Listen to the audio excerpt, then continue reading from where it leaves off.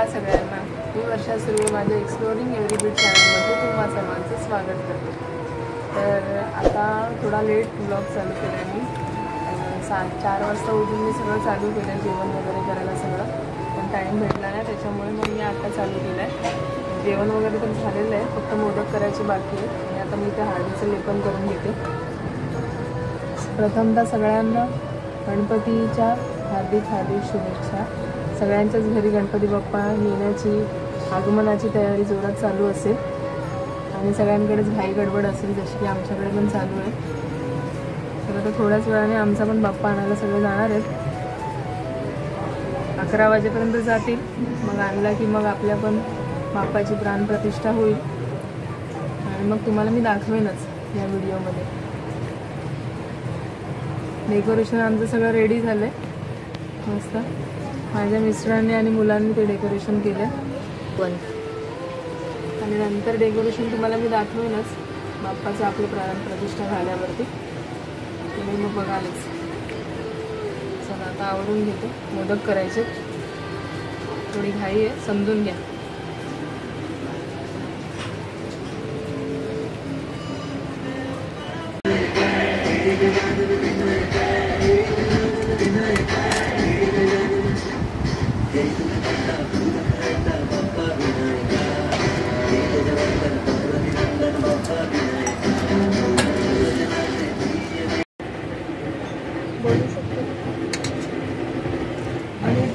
तीर्था गणपतीची पावलं काढते.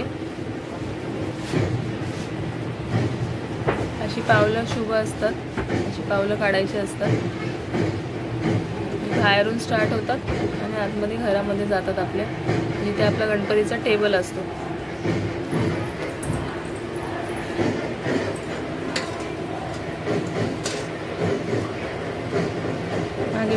मागे पुढे काढा.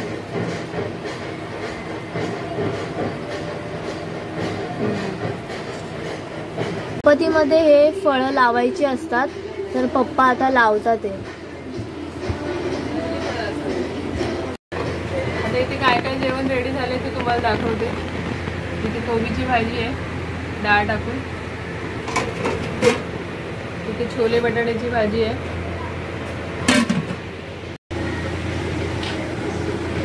हळदीची पानं आहे. मी मोदक करायला घेते आता.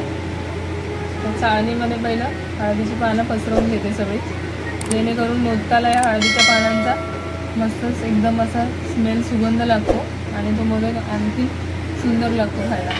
हळदीच्या पानातले मोदक कधी करून बघा आणि खाऊन बघा, खूप छान लागते. आणि नसतील करतायत तर माझ्याकडे नक्की खायला या.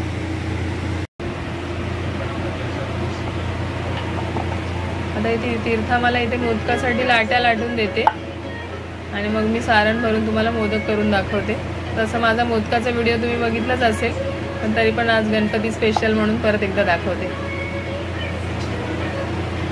आता मी मोदक तुम्हाला भरून दाखवते. हे सारण मी रात्री करून ठेवलेले, जेणेकरून आजच्या दिवशी घाई होणार नाही म्हणून. आदल्या दिवशी थोडीशी पूर्वतयारी केली की बरं पडतं, म्हणून मी सारण करून घेतलेलं. आता तुम्हाला एक मोदक करून दाखवते कसं करायचा. पहिले अशा पाकळ्या पाडून घ्या. थोड्या जवळ पाडायच्या म्हणजे मोदक छान होतो आणि जास्त पाकळ्या पडतात थोड्या. आणि आता हे मध्ये असं सारण भरून घ्यायचं. तुम्हाला जितकं पाहिजे, जितकं बसेल त्याच्यामध्ये तितकं. आणि मोदकामध्ये नेहमी सारण थोडं जास्तच भरा, म्हणजे मोदक छान लागतो. आणि मग हे असं सारण आतमध्ये दाबत